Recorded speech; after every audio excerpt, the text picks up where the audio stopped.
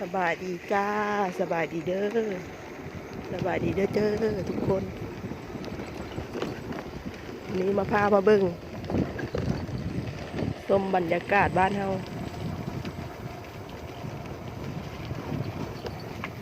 สองภาคทาง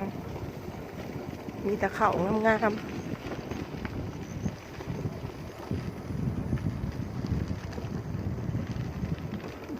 เขางามขนาดพี่น้อง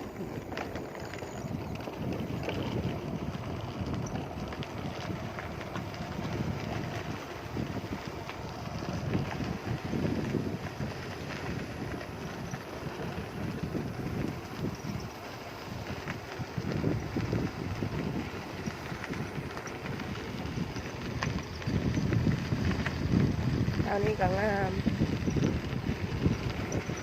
ทางนี้ก็งาม